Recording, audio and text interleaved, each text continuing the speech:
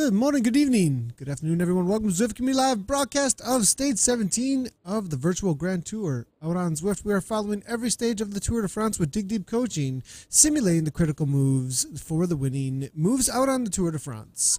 Stephen Gallagher is joining me from Dig Deep Coaching and riders out on course. We've got a lot of cool data actually today from one of the most iconic, well, not iconic, I shouldn't say that, the most probably intense stages, aggressive stages, maybe going to be in the future most iconic type of stages that we'll see in the Tour de France, I would think. I mean, this was almost an unprecedented as far as how things went down today that I've seen in the Tour de France. We really saw a completely, as we're seeing comments in game right now coming from Holly, elite peloton today. That's for sure. Yeah.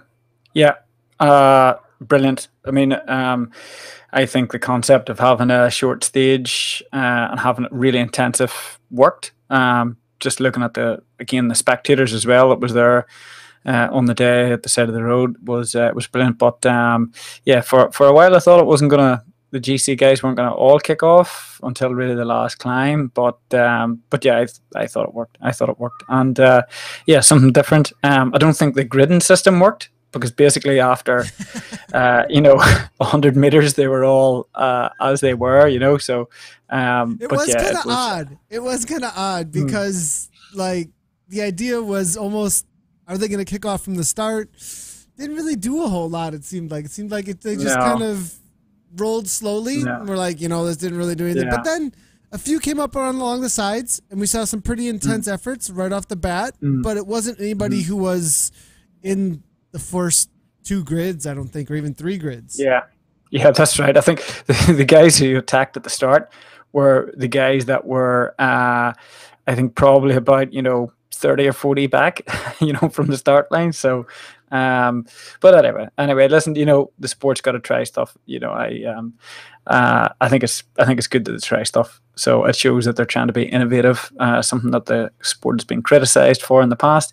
So, this is really true, actually. So at least they're trying. It was like double or triple innovation today, right? Like we saw the stage that we've never seen before, plus the grid.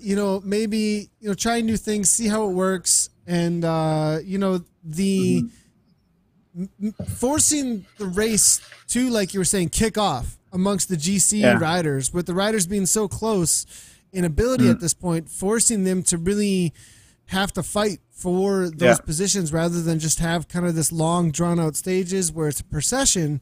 We've seen that word procession used a lot actually recently in some of the media, a lot of the comments in social media. And I think today forced things to not be so much of a procession. Yeah. Again, if it's 65 kilometers, you need to go out of your way to it not being a perception. So, it was really good, really, really impressive. But yeah, we've got a hard route on today as well for ourselves. So we've got a bit of a crazy stage in front for everybody. As you can see here on the nice colors on the left hand side of the screen, we've got a big day ahead of us. So I'll just give you a wee bit information on today's stage. We have again, two big mountains we're going to take on. We're not going to take on all the stages or all the climbs. We're going to take on two of them. We're also going to play the role of a climber, so you're not leaving everything to the end. The GC guy, we're being quite intensive quite early on. One thing you'll notice from a lot of the actual stage today is that there's not a lot of time in your VO2. So there's not a lot of time, up there right at the top end, but, we are spending quite a lot of time right at the top of our threshold, basically. So you'll see on this first climb, we're bringing it down to, I think it's a total of about 16 minutes, that first big block, 9 minutes down at 103% of your FTP, really at the top end of that. Then we're going to 7 minutes, 97% of your FTP.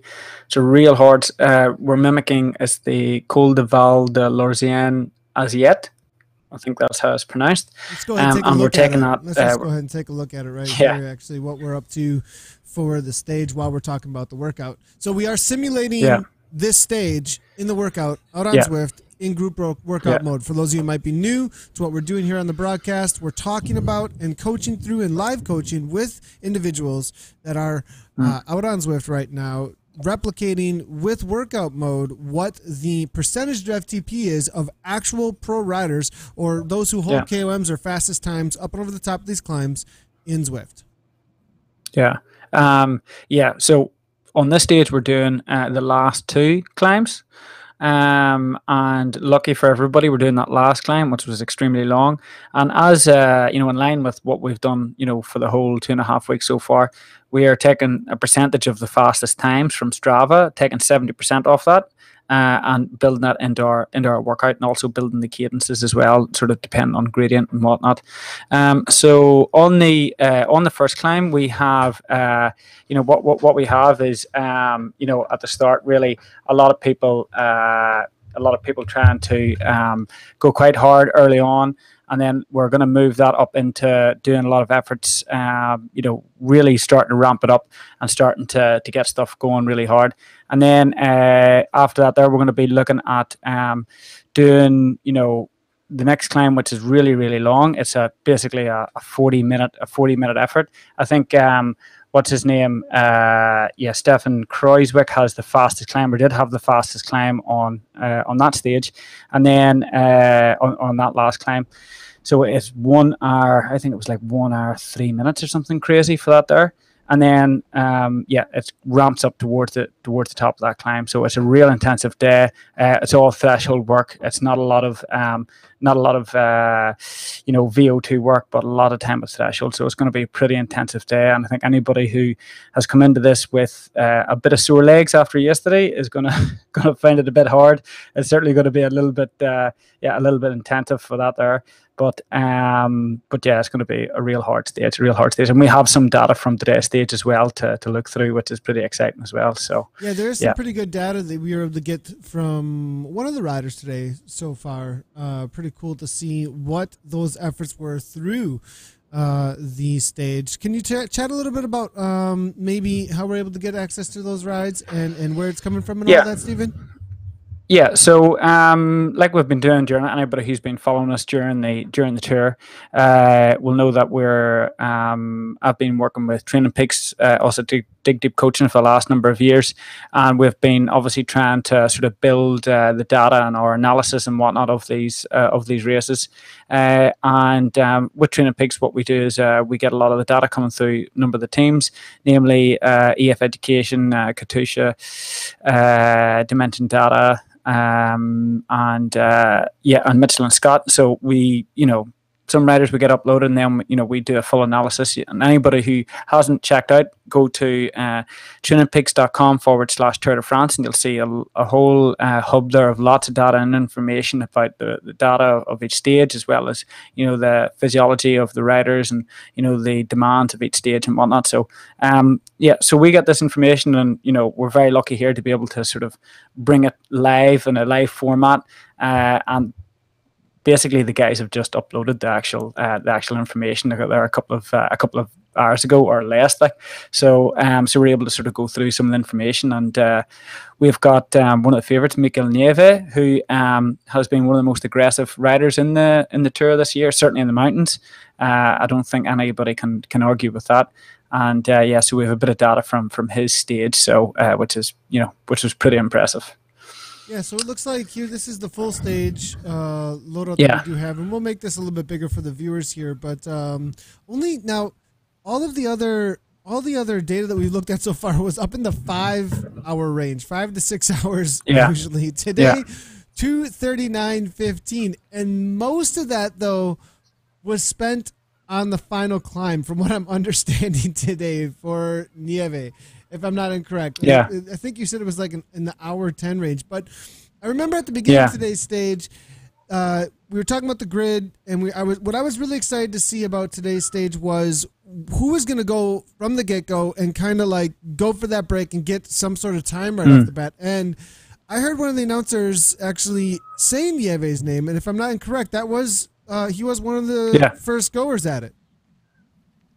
Yeah, absolutely. He was pretty much the guy that was off the bat right at the start. Obviously, he wasn't gridded right at the start, so he was just making up as soon as they kicked off, and it was really, really hard from the bottom. A little bit actually, what our riders are going to be doing here on the first climb after the warm up, but yeah, he was very visible at the front on that first climb, trying to make splits, and we can see here, he had his peak 20-minute power on that first climb. He also had his peak 1-minute power basically at the start line as well. He done 440 watts after about 100 meters, and went up to 7.36 watts per kilo. So that's it there. So you can see here at the bottom, you'll see the 0.20 kilometers is where that starts. So that's 200 meters. So it went from 200 meters to 40 watts for 1 minute, right from the get-go, to try and make the break in the Tour de France. And that was his peak power for the whole day, was in the first 400 meters of the stage. So so it's no surprise that it was a hard day for everybody, and obviously they were trying to set it up. He was trying to set it up for his teammate Adam Yates, and actually he was in the front group and actually in the peloton right up until I think 3/4 of the way up the second climb. So, what you're seeing here, obviously that first, on that first climb, in fact, for that first complete climb, he done it in 33 minutes and averaged 341 watts, which is, 5.7 watts per kilo. For that peak 20 minutes, which is, consistent with it, which is within that climb, was 352 watts at 5.9 watts per kilo. So he was just under, 5.89 watts per kilo. So, he wasn't too far off his peak 20-minute, power. So, that was right off the bat. Neve's been nonstop in this tour, too. Yeah. I mean, every single day that it seems like there is Mikel Nieve in the break, trying to make the break. I mean, and still pulling 5.89 watts for 20 minutes at the beginning of this stage. I mean, it's essentially just day after day. This guy's just throwing down huge, almost 6 watts per kilogram for 20 minutes over and over again. He's been, he's really been, like I say, on his game, basically, and he's been absolutely flying. I mean, every day he's always been up there, certainly in the services of Adam Yates today. But it was a real big effort right from the start. Very consistent efforts as well. Them first two climbs, 33 minutes it took him for that first climb. Again at 341 watts, 5.7 watts per kilo. Second climb was 22 minutes. The one that we'll be mimicking right now, which is he done it in 5.67 watts per kilo. So, he's very close. There was, pretty identical wattage between the first climb and the second climb. And then the last climb, after he had obviously got dropped from what would have been the yellow jersey group. So he went from the lead group right off the bat, real hard, made that break. And then, he was there with Adam Yates, and I think he got dropped from that maybe at the start of the second climb, and then ended up with that yellow jersey group for a large portion of that second climb, and then got dropped, tailed off over the top of that. So, and then in the last climb, he just obviously, tried to get right to the finish. And to do that, it took him nearly 1 hour, 7 minutes on that last climb to finish. So he only 262 watts, 4.38 watts per kilo. But that was his job was done at that stage. But that just goes to show you, they still had to ride, for nearly an hour, 10 minutes to get up the last climb at just under 4.5 watts per kilo, which brutal. Even watching on the feed, the live feed from the front GC runners, and they're halfway or whatever it might have been, and it's I mean, 16K. I felt like it was halfway, and it said 12K to go. I was like, 12K to go, still uphill. I mean, 11%, 10%. That climb was absolutely one of the most brutal climbs I've ever seen in the Tour de France by far. And half the stage spent on that climb, it sounds like, for a lot of these riders. Yeah, it definitely was, the hardest climb, and a big factor as well, which a lot of people mightn't have, it's not visible anyway, is the sense that the altitude was 2,300 meters at the top, 2,200 meters, something like that. So, that last, 2,215. What is that in silly old school language. We're Oh, looking at like yeah, you're talking to your fans 4,500. here. We No, don't. we're talking like Yeah, 5,000, 6,000. It starts to get pretty thin, right around there. yeah, it's a lot. Yeah. It's a lot, and really from that last, from my experience of being at altitude and racing at altitude, I think once it starts getting over 1,600 meters, 1,800 meters, there is quite a bigger strain on the airways. Obviously, a lot of these guys, live at altitude or spend a lot of time at altitude, but regardless of that, it just still makes it a lot harder.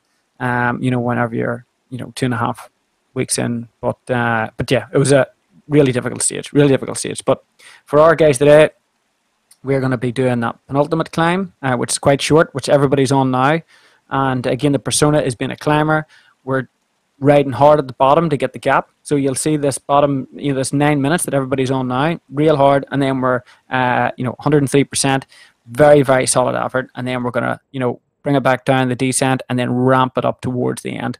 And, that last 10 minutes, by the way, the last stage is going to be really difficult. So, so everybody just focus on that 9 minutes. Like we said yesterday, just don't think any further than this first 9 minutes and then get to the next point. Yeah, for sure. I mean, just finishing up 310 for me, it would have been. Looks like about 105% then of FTP. Yeah. And you're looking at then another 7 just under to finish out that second climb. And then it's a full on 40 minutes to the top. This is a no joke day. What are we looking at? Now, I don't want to get ahead of ourselves too much, but this immediately makes me think about, okay, what's happening tomorrow? I mean, just an hour ago, tomorrow's some recycling idiot here, but I mean, are we going to keep on throwing it at him? Is what I'm wondering. Tomorrow's a flat stage. So again, as we've been accustomed to here on the Dig Deep Coaching Grand Tour, we don't really have easy days. We can't really piano in the back of the peloton. So it is a shorter stage a lot tomorrow. Very different efforts as well. We certainly will not be seeing the same threshold efforts or longer duration tempo efforts, but we have been doing these last 2 days.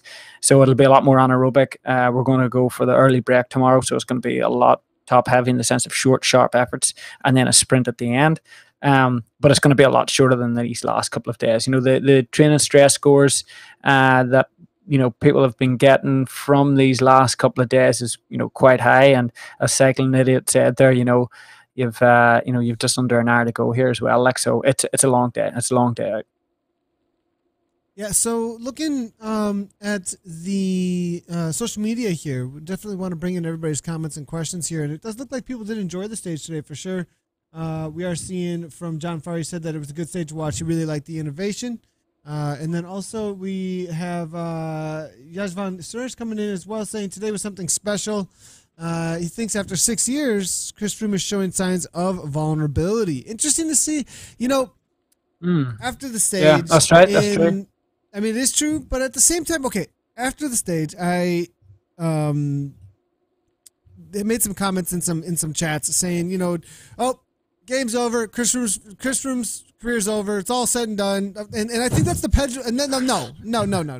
That's the pendulum, though. That's the pendulum that we have in the sports world, where we have an expectation of someone who's like that good. You know what I mean? You're like they're that good, and you're like, wait, we've never seen this crack before. So it was something special where we actually are to able to see not just a procession, not just the usual. We saw a battle, and what I really liked about today's stage was how many personalities were involved, how many different riders were. I mean, we had a couple up the road that could take the stage. They're also kind of involved in the GC. Then Quintana, amazing ride from him today. I mean, there's a lot of chatter about Froome and a lot of chatter about Sky, Thomas, that whole back and forth, who's going to win the Tour. But look at the ride from Quintana today. Absolutely amazing. And he's up the road gaining time. And then we've got Dumoulin, and we've got, I mean, there's so many personalities now making themselves known. And I think it is partly owed to the dynamic nature of this stage specifically, that it almost forced it upon the riders to make it more of a of a race, a full on race. We don't always see racing. It seems like in the tour in years past, we saw a lot of what looked like really hard training rides. If that makes what I mean. I mean, I don't mean to like downplay it, but there is the reality that some people are just kind of rolling their eyes at a certain point. It's like, well, we've seen this before, and this was something new. This was something new. Yeah. Both in that we saw a little chink in the armor. We got to give him credit though. How many Grand Tours in a row is this now, Stephen? He's won the last 3 that he's done. So this is his. Is it the last? Yeah. So he's won the last 3 Grand Tours. Last year's Tour de France, last year's Vuelta, this year's Giro d'Italia. This is his 4th Grand Tour in a row, and he's won the last 3. So it's definitely not the end of Chris Froome. Whoever says that is needs their head checked. It was just a joke. It was just a joke because there is this like dialectic nature or a pendulum swim nature of like, well, he didn't make it. He's or whatever. Yeah. This isn't over. It's not over either. There's still more days in the mountains. No. That's right. But there's this like we've never seen him crack off the back before like this. Yeah. And that is something completely new in the world of cycling. Yeah, not on the Tour de France. We very rarely in the Tour de France do we see him this vulnerable. In the years that he's won it, obviously he's very, very rarely been on the back foot. We have seen it in the Vuelta and a little bit in the Giro before he took off. That he has been a wee bit vulnerable, but in the Tour de France generally, we certainly don't see him. In that sort of scenario. But, I think it's great. I think it's great because it shows his fighting spirit and he's human as well. I think there's certainly, he could certainly have a bit of fireworks later on because there's a big day, 2 days time. There's a real big stage as well. So it's still in the Pyrenees before the time trial. So yeah, there's a lot of racing can still happen. So Ken Halley is saying his legs are done. It sounds like I think they're going to be almost looking forward to 10 minutes at 240, 10 minutes at 255. Whatever these percentages are. Excuse me, into the tempo range because we've seen a lot of threshold, and I think something that is telling about these stages within Zwift here is. These riders are getting to experience just how much threshold work these riders actually do. Yeah. I mean, this has been really telling to me how much threshold work is actually done and why it's such an important number at the World Tour level. And back to back as well, which is what a lot of people don't understand and what we're trying to mimic here as well. Again, we can only bring a perception of an effort and basically what the intensities that the riders are doing and cutting it down and trying to make an understanding of it. But what we do well is the fact that we're doing it in consecutive days or 3 days in a row, just like the tour guys are doing. So that is something that a lot of times you wouldn't normally do in a training plan or on a sort of structure. And where you've got to really do these days back to back. Like Ken, he was here yesterday. He was here the day before. He's been here for he's done them all. Yeah, I think he's pretty much done them all. Yeah. So, but that's 2 hard days at threshold back to back. Tomorrow's going to be, a lot more sort of anaerobic and, a lot more, guys that are going to be a lot, difficult in the sense of recovery and whatnot. But then we're going to be doing, an intensive day tomorrow. But hopefully, we can build on that. But it's getting people used to them back to back days. I think is something different to what people normally don't do. So. Yeah, it is definitely, the familiarity with this kind of like training stress. I think is just not there for a lot of riders, except unless you do jump into the pro peloton. So I think this is a grumpy old man at home. Ken Halley's letting us know, but I think that is the uniqueness of this Grand Tour. That there's not a lot of people who are finishing it. So obviously it is definitely a task to take on. It's something we're celebrating these individuals who are really going after this. And, it's a super cool concept, but the completion of it is definitely a difficult thing. It's the only place though I know of where you can get organized training plan around doing exactly what, well, not exactly what, but a replication of what the riders in the tour do. So it looks like the riders just got done with that second climb. So the second climb, they did complete the Col de Val-Louron Azet. I probably got that totally wrong. Azet. Azet. I did a pretty good job. That we're starting to come around. We're starting to be fluent. Yeah. And it looks like about 7 minutes in between here as they go through Saint-Lary-Soulan and then heading on up. It's a long time. A long time. The Col du Portet. Now, is this a climb that's been used a lot in the tour? Actually, that's a good question. I've just found out that the climb, I think it's the first time it's been used in the entirety, because the last 4 or 5 kilometers of the climb has basically only been tarmacked a couple of months ago. Prior to 2 or 3 months ago, it was a gravel road or gravel tracks and stuff like that. So brand new. So I think this is the first time, certainly the first time it's ever finished, at the top of this climb, because there hasn't been a road before. I'm not sure if they've used, part of the climb before that. I'm pretty sure they have, but never to the extent of where they went today, because obviously they had to, because they had to try and, get to the top and tarmac the damn thing and, get everybody up there. So, and even the commentators as well couldn't commentate from the top. I've seen a couple of guys there saying that they actually had to leave the commentary, all the commentary trucks and everything down below in the valley, because just there's no room at the top of that mountain.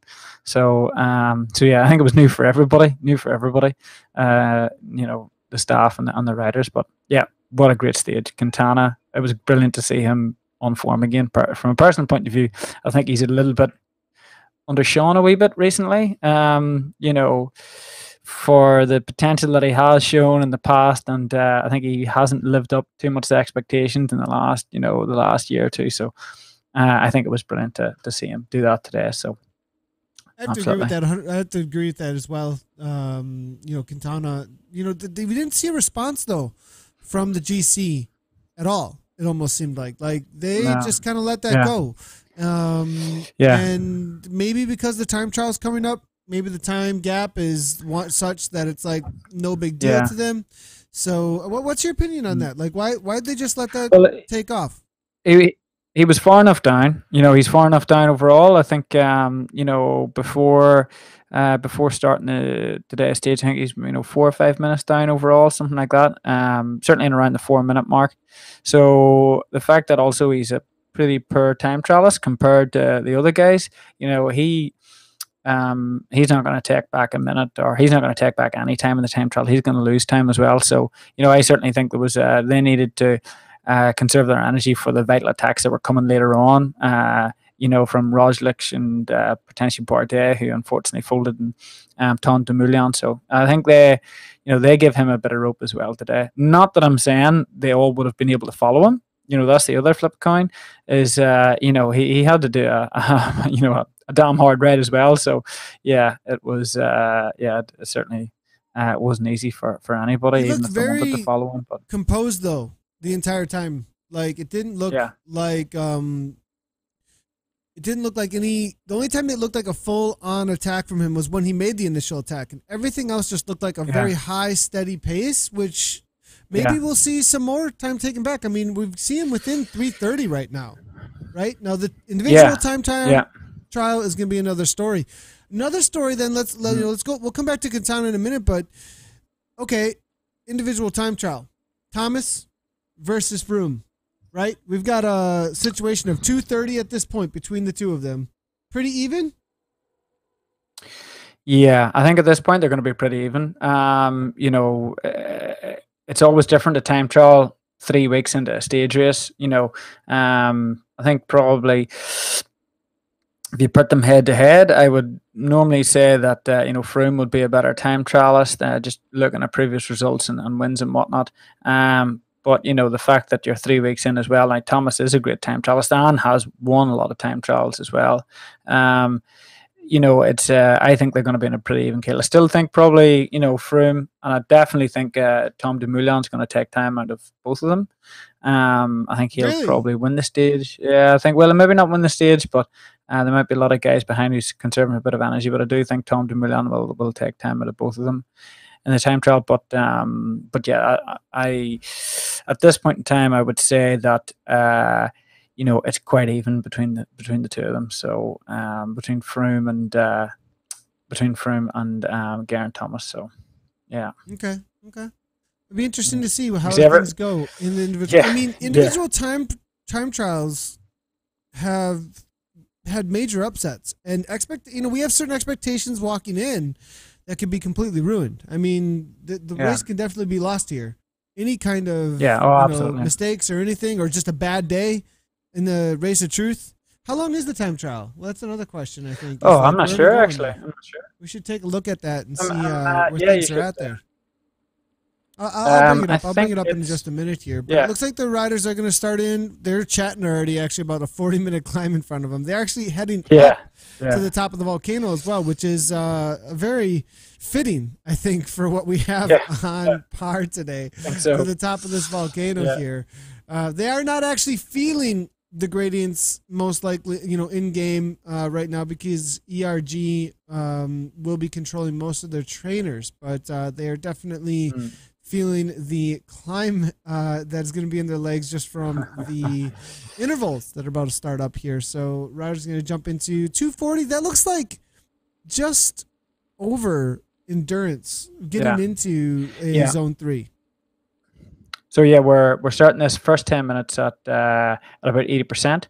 So then we'll go to the next 10 minutes at 85%, then another 10 minutes at 90%, and then we do a big jump to 100% for that last 10 minutes. But you'll see here we're lowering the cadence as well, so we're bringing it down to 75 RPM.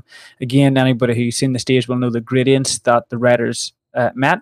You know, I haven't looked at Nieves. I might actually have a look at his cadence and see what he was riding at on them sort of climbs. But yeah, it was a hard one. Like so. Yeah, so we're looking the bottom 75 RPM. We'll bring it back up to 85 RPM for the next 10 minutes and bring it back down to another 75 RPM for that third 10-minute block. And then the last 10 minutes, you know, we're riding at 100% of our FTP, which is going to be hard, but we're allowing everybody to sort of bring their cadence up a wee bit just to make it a little bit easier. But, you know, 10 minutes, ride at 100% of your FTP after doing a 30-minute build to it. Isn't going to be very enjoyable. So, but anyway, anybody who's seen Dan Martin chasing today will know that at the top of that climb, you know, it wasn't enjoyable for anybody. It was just trying to hang on. So, again, we're going to mimic that as well. So. We are seeing a couple comments coming through here. Roger's saying maybe next time we can do Sprinters Grand Tour experience of the mountains, where we have to do over FTP for 30 minutes, sit in for 10 minutes descent, then go back over FTP for another 20 minutes. It's a solid. I like that. That's pretty good. Yeah. Then, well, Rogers, they are doing the sprinters though. I mean, you're just tuning in for a lot of the mountain stages. I think you missed maybe a couple of the sprinter stages, but definitely doing some of the sprinter stages. That is part of what the Grand Tour is almost not more difficult than doing the actual tour, because you aren't doing the full times or anything like that, and it's 70%, but you are getting a lot of effort every day from different perspectives of the tour. We're doing sprinters, we're doing climbers, we're doing domestiques on different days. So he also saying top four. He's saying Thomas, then Dumoulin, then Roglic, and then Froome, actually, for a GC overall. That's a pretty good prediction, I think, there, actually. Yeah, I think he's probably at this point in time anyway is looking very likely. So I think that's I think that looks is pretty likely. So I would have to agree with it. I don't know. It depends how the next mountain stage turns out as well. So in a couple of days' time, but yeah, and Roglic is this incredible time trialist. So really good time trialist. So really? We'll see. Okay. Yeah. In fact, I think he's probably has been known as a time trialist. I think it was 3 years ago, how he kind of bust onto the scene was during the Giro d'Italia in 2013, possibly. Am I going to get this right? So I think it was 2013. The start of the Giro d'Italia was in Holland, and it was Rowan Dennis who ended up, I think, winning the stage, but Roglic lost it by, and nobody had really ever heard of him, and he lost the stage by 0.3 of a second or 0.4 of a second, wow. something ridiculous. So maybe somebody could chip in and correct me here, but yeah, I think that's basically where he's come from. So it's time traveling. So definitely could gain some time with his current situation in the overall, being in fourth, only 2:47 down. He's got 3 strong time trialists though in front of him, so it's going to be an all-out battle in that individual time trial actually between those top 4. I mean, Roglic, Froome, Dumoulin, and Thomas. Those are names in the time trial that can all win on the day possibly. So Quintana obviously, no, Kruijswijk, Landa. Bardet, no, okay. Bardet off the back today, but some time can be made. Disappointing. Some time can be made, though, in the TT, though, for him, can it? Up against the likes of Steven, Nairo, Mikel. I mean, can he make time on them or not so much? I heard he's been working on TT. Maybe I'm incorrect there, though. Yeah, okay. He has. But, I think the fact that he's going so deep here in the mountains that his legs aren't great, and he's hurting as much as he would be last year when he was in the front and attacking. So, and if he's doing that in the mountains, and he's not having great form in the mountains, then he's going to have even worse form in the time trials. If the mountains is somewhere that he's sort of naturally good at, he's probably going to be worse at something he's not naturally good at, which is obviously time trialing. So, I don't think we're going to see him making up any time in the time trials, and which is unfortunate because again, I've said it before. The way AG2R ride, certainly with the way they've competed in the past, really have was aggressive, and aren't afraid to to put the to put the chips down and give it a go. But yeah, so it is disappointing. It is disappointing to see him. But there we go. That's cycling, unfortunately. So yeah. So looking at these riders here, 440 in so far, they've got a long climb in front of them. We do have live coaching here. If you are looking for any info throughout the ride here and you are tuned in to the live broadcast, make sure to make some comments there over on the social media. We will interact with you directly. You can also tweet us at ZCommunityLive. I do know that a few of the riders who are riding right now are tuned in, so if you do need any information, any kind of comments on the workout, we do like to bring them to you. We should actually, in the future, one of the cool things to do would be, Lox is saying that he needs a hug, actually, but we should be using a Discord channel in the future. That is something that I do want to start encouraging for more and more of the Zwifters out there, is to get the live interaction with voice actually going on through Discord channels. So in the future, maybe we'll also open up the broadcast to a Discord channel for the for the coach to be able to be heard in the riders' ears. That's always really helpful, I think, for situations like this. But let's go ahead and take a look then at the stages that are to come here as we are chatting about those. I mean, for tomorrow, we're looking at, it looks like a sprint stage, 200 kilometers. Wait, is that right? Is it actually a 200 kilometer flat stage tomorrow? Yeah, flat stage. Oh my goodness. I mean, they are being absolutely relentless. Completely flat though. Now, okay, so what is the experience then of the riders on a flatter stage like this? What are they? I mean, is it a sigh of relief? Still 200 kilometers though.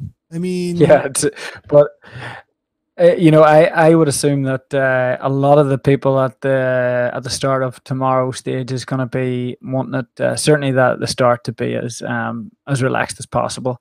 The last couple of days have been so intense. Even though they had a rest day there on Monday, the 2 days before that was really, really hard as well, going through the Massif Central, and it's been a real stressful couple of days for everybody.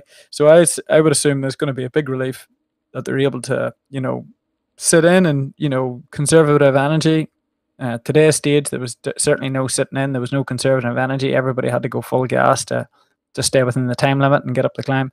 But yeah, I think tomorrow is going to be a bit of a relief, certainly. So yeah, hopefully that gives a bit of a respite for majority of the riders before I'm assuming the bunch sprint.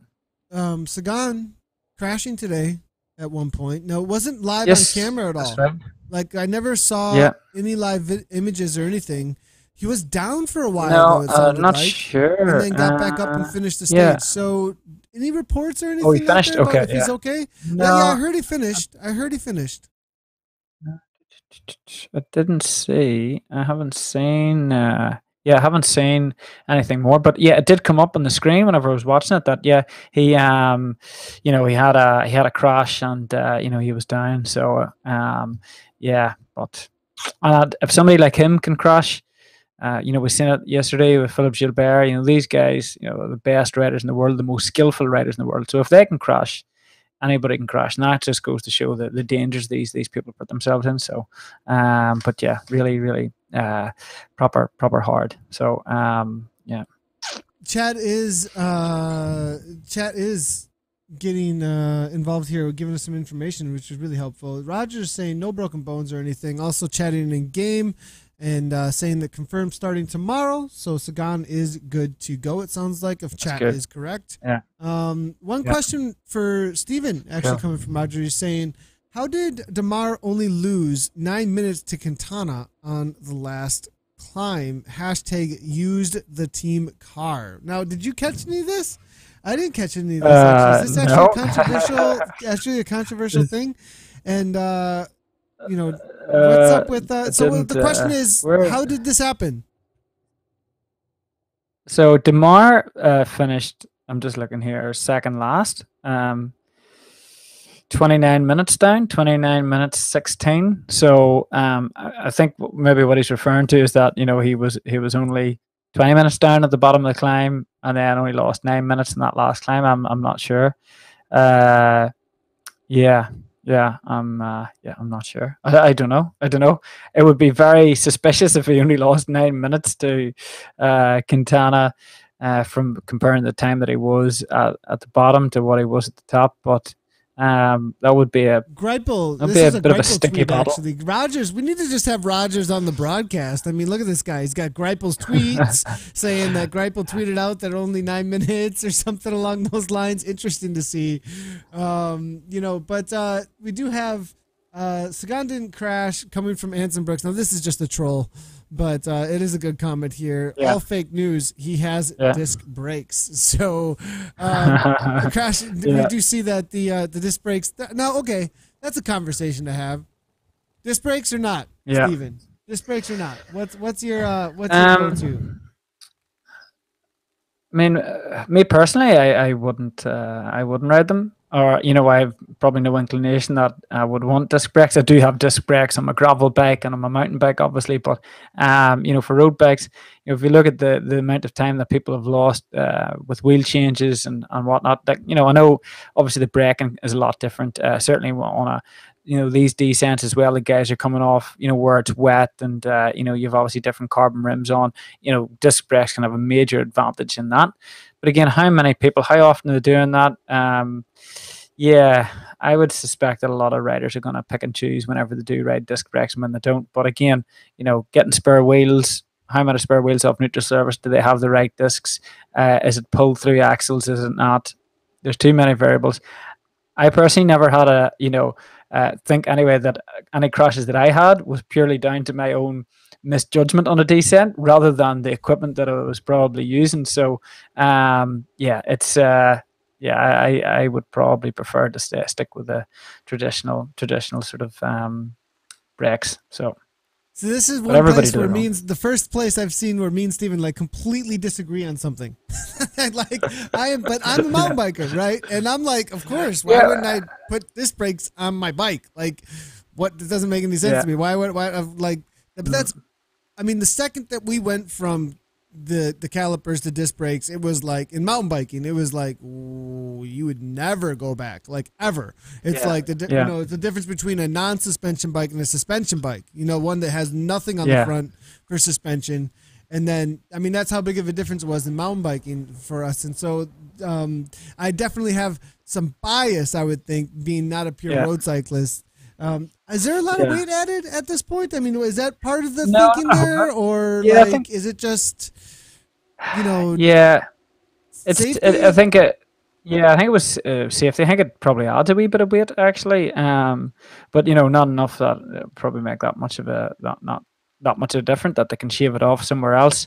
But yeah, I don't think disc brakes, for me make a massive difference. Maybe in the classics and the cobbles and stuff, certainly when it's wet and it's miserable, and there's the braking is a lot more, I suppose, important in that sense from a safety point of view. But yeah, I would probably be a bit more traditional and to say, well, most of it works anyway. But again, it's industry driven. People riding disc brakes is going to make people buy more bikes. The more bikes is being sold, the more investment there is in cycling, professional cycling, and there is that knock-on effect. So, from that side of it, I can see the commerce, I can see the commercial side of it, and I think that, in 5 years' time, we're going to be talking here again, saying probably 70% of people are in disc brakes in the professional peloton. So, I think that's the way it's probably going to go. But yeah, interesting. So. The idea of it being driven by the market, well, not by the market so much, but by the industry's innovation a little bit. Yeah. I would like to see what kind of, what the sales are actually saying there. But at the same time, there is like chicken or the egg.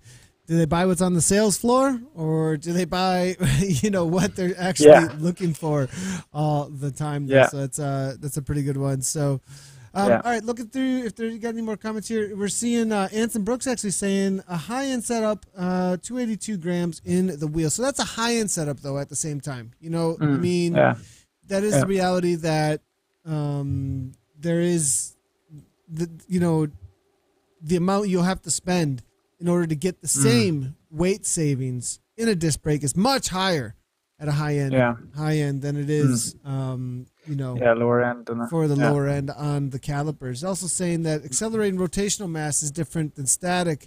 That's true too. It could be get a disc, but not convinced it's faster. That is actually a good point as well. You do have a little bit more, rotational weight, but the disc is. Does it really weigh that much? Like, holy cow! I don't know. Like, that's well. Again, I think further, we're all over the place, but talking about Sagan, he crashed, he had disc brakes, and there's the bunny trail. So. Yeah, that's it. We could go in circles all day. I don't think anybody on this climb, particularly now, is worried about disc brakes. They're more worried about having a bucket beside them at the top of this climb, maybe. But yeah, so there's a lot of leg squealing going on now. So somebody here saying they've got bull bars. So yeah, we're moving it up. I think somebody said there they've got bull bars. Was that Cycling Idiot? Maybe they've said they've got bull bars on their handlebars. So to make it give it a wee bit of ease. But yeah, so what we're doing is we're just ramping up here. So the pace is going up a wee bit. We've gone up 5%. Our cadence has gone up as well to 85 RPM, which will be again a bit of a relief from that sense that we're kind of a low cadence at the bottom just to mimic that steep climb. We're going to bring it up. These small increments aren't probably going to feel that bad until you get to that last 10 minutes where you're like, whoa, I can really feel it in the legs now. So we're small gains again. It's a long climb. We've taken the Strava that was Stefan Kreuzwick before the stage today. He done it in an hour 3 minutes. So that's why we're taking 70% of that time. I would be interested to see what the fastest time on that climb today was actually. So if anybody had a stopwatch on Quintana, and I'm not sure Quintana was maybe the fastest up it, maybe Geraint Thomas was, but yeah, anybody who had the time on it, I'm sure it probably was in around maybe 50 minutes or so. I'm not entirely sure, but anyway, we're doing it in 40 minutes today, and so we're just gradually increasing this as it goes up. So and then that last 10 minutes is really 100% of your FTP. So anybody out there, have this as a goal, and if you're feeling really good, and you think that you have a wee bit more left in the tank, you can raise it up slightly if you want, just to really make that training benefit as good as possible. So, but I suspect that a lot of people will just be happy with keeping it at 10 minutes of their FTP after what is essentially a 30-minute ramp up to it. So. Yeah, there's a long take on this interval here on this final climb. We are replicating, just so you guys know, in Zwift, the final climb in stage 17 of the Tour de France today. We are getting confirmation. Just want to show you guys where we got the confirmation from today with Sagan. It looks like he actually posted a tweet out just in the last few minutes here. And this is the damage that was done today. 17 minutes ago, put this out there. Thanks, everybody, for your support messages. That was a hard crash, but fortunately, I haven't broken anything and feel confident about the last 4 stages. So, looks like a little bit of road rash, mainly. Well, that's it looks like a couple of bruises might be in there as well. Maybe some deep. Yeah. Maybe some deeper. On his back as well. Yeah, on his back as well there. So I wonder what section that was in. We didn't catch anything on the images on. I think it was. I think it was coming off the second climb, maybe. Again, somebody's going to correct us here, but I think it was coming off that second climb just before the last one. But yeah, I mean he's not going to be feeling too nice tomorrow. Luckily, he already has the green jersey sewn up, so all he needs to do is finish within the time limit each day, and he's he has that competition won. But yeah, it just goes to show how tremendously hard these riders are. I put a post up on our Dig Deep Coaching Facebook group there of a tweet, or it was an Instagram post, I think, from Philippe Gilbert showing his 2 knees. One leg looked particularly normal, and the other leg obviously had a broken kneecap and was completely swollen. And he done 65 kilometers on a broken kneecap. Again, these guys are a different breed. So and I think it for all of us here, all the guys and girls here suffering at the minute on this ride here today. We have we kind of have feeling affiliation to the pain that the guys are going through racing. Obviously, we're greatly reduced, but then when you put in the mix that they're crashing, they're just being busted all around the road. They have to get up and still keep them efforts going. Again, puts it to another level of the sacrifice and the appreciation. So yeah. Definitely, it is one of the hardest. All the comparisons. It makes me think of all the comparisons between the World Cup and this. We see them over and over again, actually. But we won't go there. We won't go there. It made me think. We're not going to go there too much. But the riders here now, just another 20 minutes or so. Looks like 270. Going up another wee bit. Another little bit. A couple of the riders saying they're going to go into radio silence here shortly. We got R. Jones here, WBCC, it looks like. Clive King, it looks like. Hanging out again. We'll give him a ride on. Nathan Guerra, he's not really doing much, actually. Just hanging out, commentating as usual. Lox Clayton is in there, coming out of South Africa. All these riders from all over the, all of the world, able to complete this workout together. Now, there are 2 more in the group. I'm not sure, perhaps just hanging out somewhere. I've joined up into the ride, but not seen on the riders list for some reason. Maybe fell off the back for a moment or just joining in. Now, if you do want to jump into these, we always like to give a reminder out there to everybody. There still are going to have every single day of the tour all the way through. So we will have all the way through every single stage, I think, through Sunday. If I'm not incorrect, 21 stages total. If you want to check them out, the location can be found easily over at the link that Dig Deep Coaching did throw out there for us. It is digdeepcoaching.com/GT2018. That's where you can find the sign up for the Grand Tour and get the workouts that you missed, or jump into the newsletter about what's going on with these workouts right now. You guys still sending out newsletters? For this as well? Yeah, we'll be sending out stuff there at the end of each week.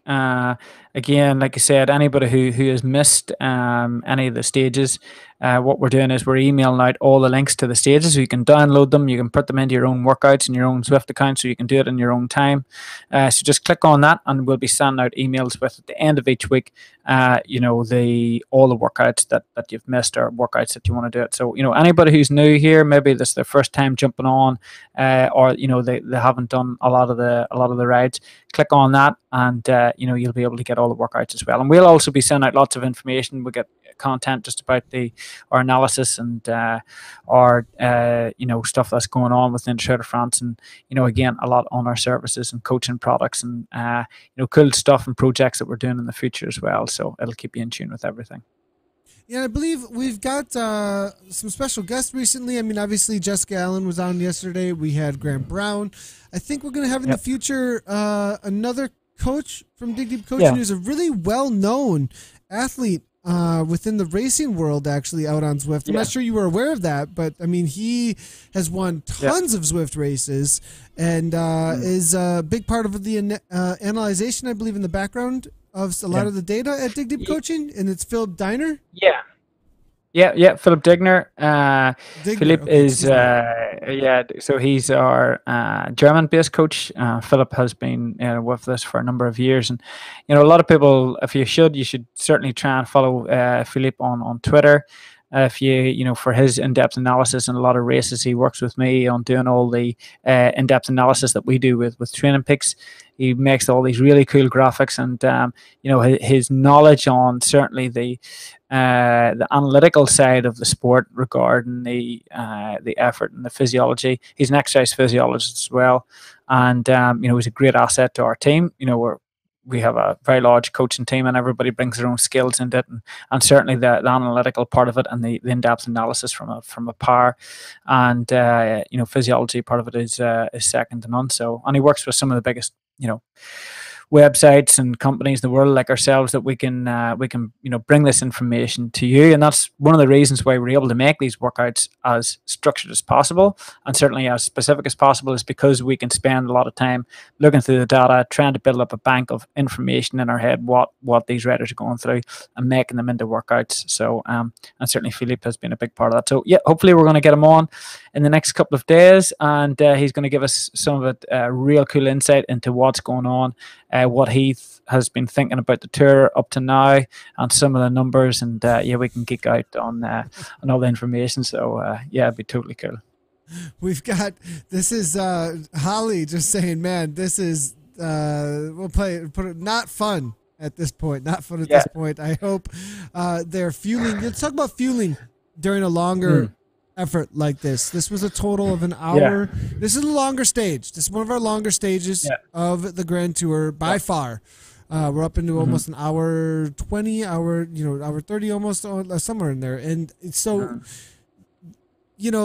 what kind of feeling, especially day after day like this, not just on the bike, beforehand? I mean, so you've chatted a lot and said, there's a focus on beforehand, loading up, but what is the overall daily plan for these guys? What should they be looking at for nutrition overall? 5 meals? What are we talking here? Well, again, it comes down to probably, we have a lot of people here, different time zones. So, when we're exercising, when these guys are, on the bikes here now, and girls, they're in completely different time zones. So a lot of it's going to vary from person to person, and what they can, what they're going to eat before it and what they're able to eat. I see somebody here saying beer. Beer maybe after it might be. You could look at that. Certainly after Sunday, you're going to need a beer. Having any beer Sunday night. Sunday night, I'm sure a lot of them will be. Sunday night. But I mean, during the tour, not a sip of alcohol, I would think. Oh no, some of the teams now have a wee bit of wine. A lot of the continental teams will bring their own sort of bottle of wine, and they might have a glass of wine with the dinner, and I think they probably deserve it a wee bit, but yeah, I mean, there is they certainly have a different fueling strategy to all of us, but for our people here, you're very right in looking at it from a big approach. So what you eat during the whole day is as important, if not more important, as what you're taken on for this short ride, you know, in the short intense that it's an hour to an hour and a half, whatever that is. So basically your fueling strategies in the last 4 hours to 6 hours to 24 hours for those people doing this consecutively is really important to have that recovery, really important to have that, you know, continual good nutrition strategies. You know, we don't need to go overboard in the sense of taking lots and lots of calories, because again, we're not probably burning a whole lot of calories, but we are using quite a lot of sugar because it's quite intense. So that, you know, the case for me is looking at hydration, particularly after the rides, trying to get the hydration in. Depend on your cooling strategy as well. Whenever you're on the turbo, you could be, you know, quite warm, you're losing a lot of salts. So look at maybe some magnesium intake, trying to get a bit of that back if you are sweating a whole lot. And particularly anybody in the UK, we're going through a heat wave at the minute, apparently. And, you know, so it's going to be warm anyway. So really, you know, focus as well on your hydration. But for me, again, you know, we've said it in the past, if you are having to eat or take on, you know, some sort of sugar, you know, from a solid sense, in this here, you probably haven't, you know, done your strategy good enough in the hours before. You know, really for an hour or an hour and a quarter, you should be getting away with, you know, hydration. I would normally recommend sugar in a bottle, you know, taking an energy mixture with some, you know, calories in that with the hydration, and taking that, because our rides are quite intensive. You don't want to be eating a lot at the maximum. You know, and if you feel like your nutrition strategy has let you down for whatever reason, with work, with family, whatever it is in the hours before it, you know, you could maybe look at something like a gel or a lot of sugary sweets or something that is easily digested in that first 10 minutes. So in that warm-up is the only time, because you will not get benefit from any intake until after the stage if you take it later. So you got to get that calories into you quick if you want to see the benefit of it in, you know, 20 minutes or 30 minutes. Gotcha. So the bigger overall picture definitely sounds like making sure. I mean, now they're only 1 hour, hour and a half rides tops, though, at this point, right? So there is an over. This is the longest feeling reality, right? Like there is the reality of like people thinking they can just like eat whatever the heck they want, lots of it, and like a justification to like, I went road, so I earned something. You know what I mean? Whereas rather if it's about feeling for the performance, right? Like there's two different worlds there of thought. Yeah. Yeah, absolutely. And there was actually a really great tweet recently from an individual that I saw over on Twitter. Somehow I just opened up the Roka. That's not supposed to happen. It should only go off of what is saved. It should only go off of what is saved, not off of what is just happening in game there. So we're gonna have to like maybe ask them to take that away from me. They're just gonna be like, hey, can you just take that away from me? Well, maybe you're you know, your writer here, you're starting to go, what the hell's going on? I'm now into 10 minutes at 100% AFTP, so everything's starting to break down. Lots of things have stopped working properly. So yeah.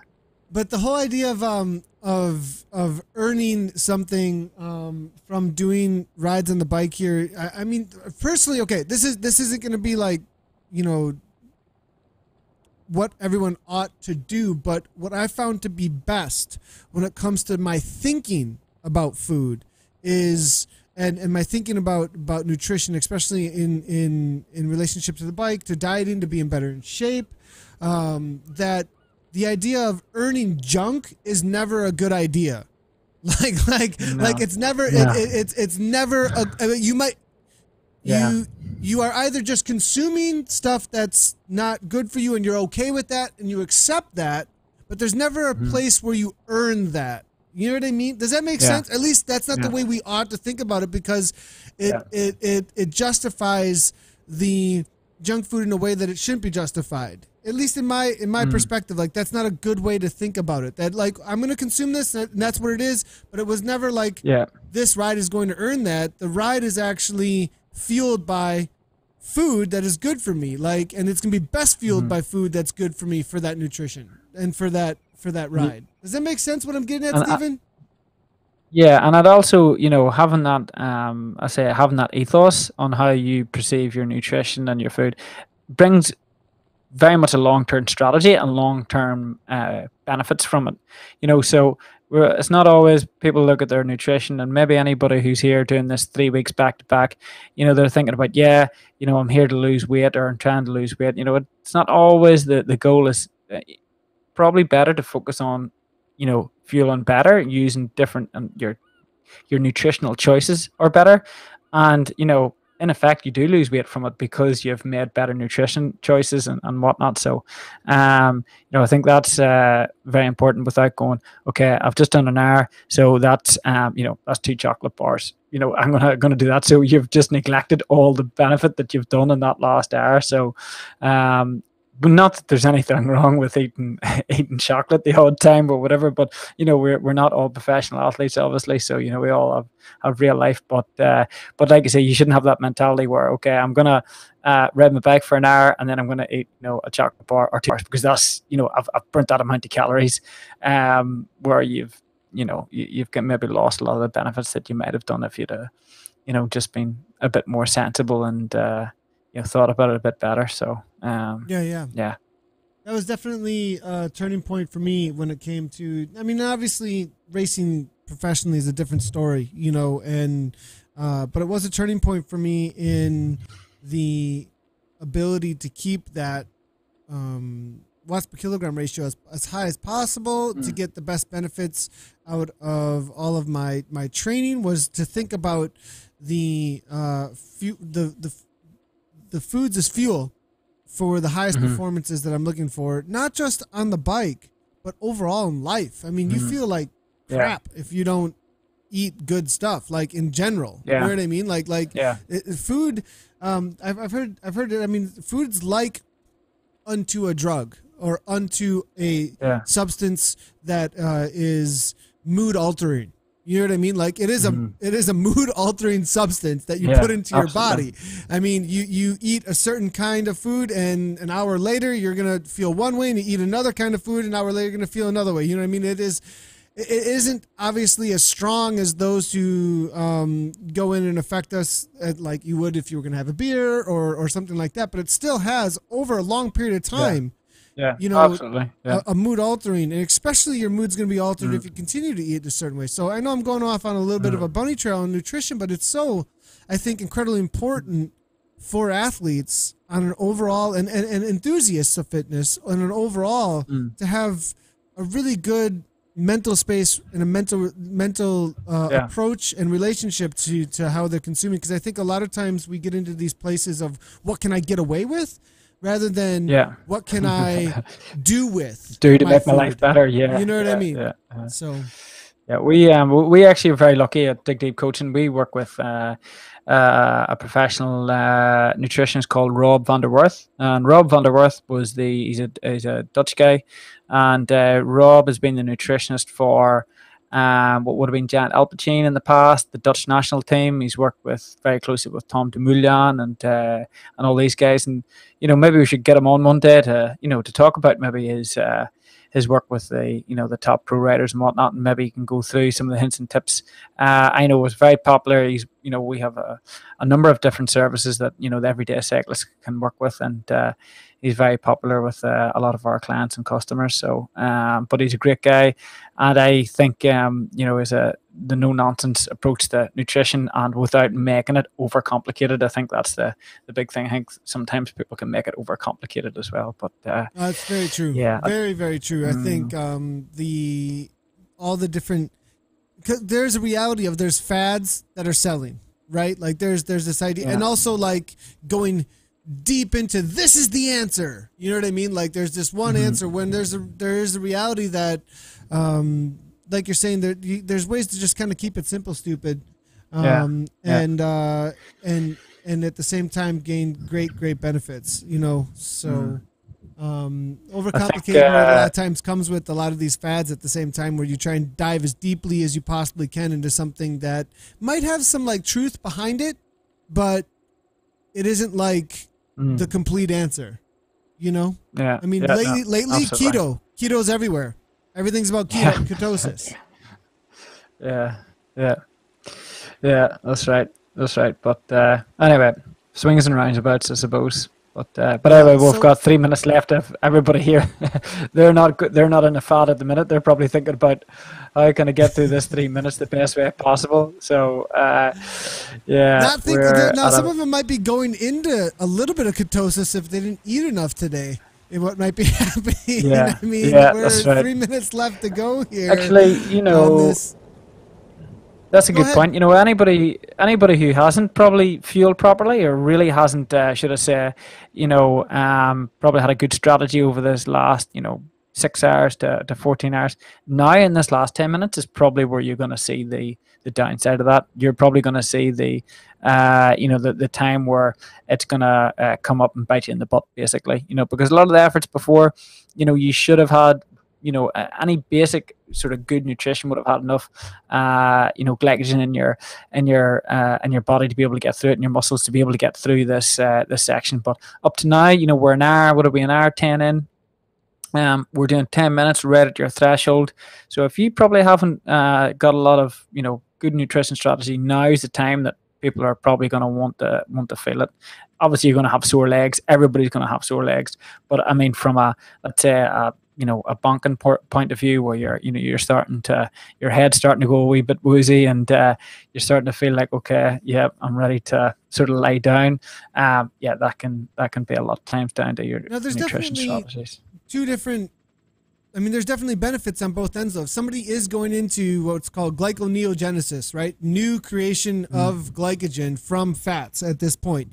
They have to slow down a ton, though, because that is a much slower process to create glycogen in the bloodstream, right? But like if you run out of glycogen that's not in the muscles anymore, and you can't find it, you're at this backup store. I think it's in the liver that there's a little bit there that you can get a jolt from, but then from there, you got to find energy somehow, and your body will start creating it from fat. But it's like the comparison I think is like you get like 32 ATP versus 2 ATP in the same amount of time, actually. So your body just has to slow down.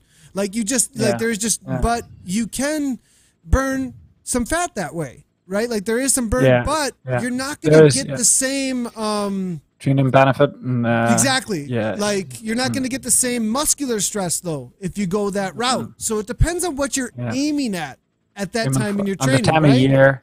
Exactly. The time of year, where you're going for it and everything. So, but, right now in the middle of summer, maybe not the best time if you have events that you're going after, trying to get into that glyconeogenesis. You want some power right now. We need the power. You do. Indeed. I think everybody's ready to, go off the power in exactly 3 seconds, 2 seconds, where everybody's just going off the power. Well done. Anybody who's completed today's stage and has got through them climbs, well done. I would like to hear your feedback on how that, particularly how that last climb, last 10 minutes. I hope to hear. Let us know. Let us know in the comments. Let us know over on socials. Let us know afterwards. Send an email on over to Stephen. Let him know, what did you think about this stage? Was it exactly what you saw today during the Tour de France? I mean, it looked like absolute suffering all the way through the end. We're seeing Escalante saying, "Dead man, hate you, DDC." Ken they'll feel different about you tomorrow. Love you too, coming from Steven. Loving it. All right, we're into the cool down. Prediction time. Tomorrow's stage, flat stage. There's no sprinters left. Sagan is injured. What is going on? This tour is insane this year. What is going to happen tomorrow? There's predictions that Sagan is going to win. Who is going to take it down tomorrow? What are you thinking there, Stephen? Tomorrow, I think Chris Froome is going to win the bunch sprint. I'm only joking, because there's nobody else left. I don't know if maybe I'm going to take a look at some the German who won the stage in Roubaix, Degenkolb. So I think Degenkolb's probably going to win. If Sagan has crashed, he's got 128 points currently in the sprinters competition. Yeah. Valverde's a sprinter. Not really, no. Well, okay. Not really. He can do everything. Who is left? Like Van Avermaet, Demar, Alaphilippe. Yeah, well, I mean, Christoph. if I don't find Christoph's out, still around. Christoph, John Degenkolb. So I'm gonna go for Degenkolb tomorrow, but yeah, it's there's not many left. There's not many left, you know. So I'm gonna go for Degenkolb, and yeah,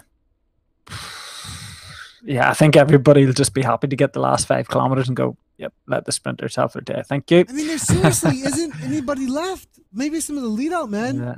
Like, yeah, that's right. Yeah, this is some of the crazy. lead out men are taking the chances. So yeah, it's I can't remember a tour like it when there's been so little sprinters coming to the end. But there is Greipel's out. Is Greipel out? Yeah, Greipel's out. Was it you that said Greipel was tweeting about Demar and the last time? Yeah. No? Well, Rogers was commenting on that. I'll have to take a look at Greipel's. Okay. I'll have to take a look at that's Greipel's actual feed to figure out what was. Yeah, maybe have a look there. at it and see what he says. That'd be interesting. But yeah, I think everybody, everybody's going to be happy with a flat state tomorrow, including everybody here who's been riding the last couple of days. Again, the demands that we're going to have for tomorrow is very different from what we've had the last couple of days.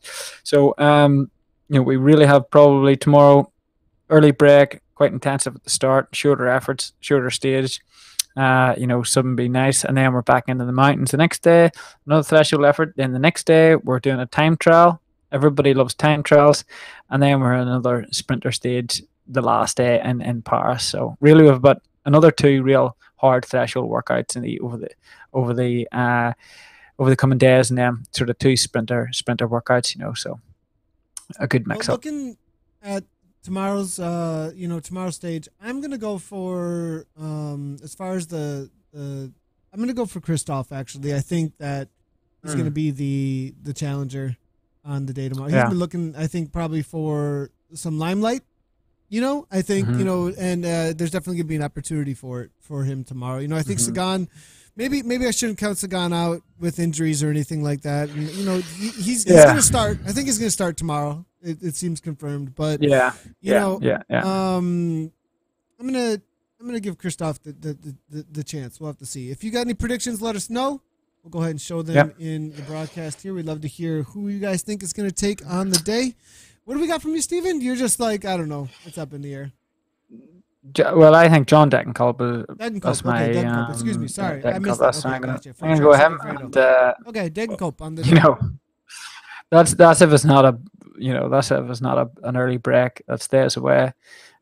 Brave man, whoever's an early break, that's going to stay away, but he's going to go early. But yeah, I think it's going to be a sprinter stage. So yeah, sounds good. All right, I'm with you on that as well. There is the stage, all nice and done. Whoa. 118 TSS, difficult day on the bike. That's for sure. I think that's maybe one of our highest TSS of the day. I think there was one in the 120s. There was one in the 120s a little earlier. So give me a second. I can look at what we originally had. Based on percentage of FTP, what the actual estimated TSS score or train stress score was going to be. So but I think today definitely was one of the highest. So.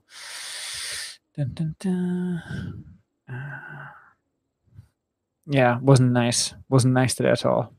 No, not at all. So our tomorrow's stage looks like we're looking at a flat stage on tomorrow. So all the riders will be happy with that, and a little bit more chill, just a sprinter's day. And we'll see you guys tomorrow then, I think, for stage 18 of the DB Coaching Grand Tour. Steven, thank you so much. I appreciate all the hard work that you're doing on this, and we'll see all the riders tomorrow as well. Don't go anywhere though.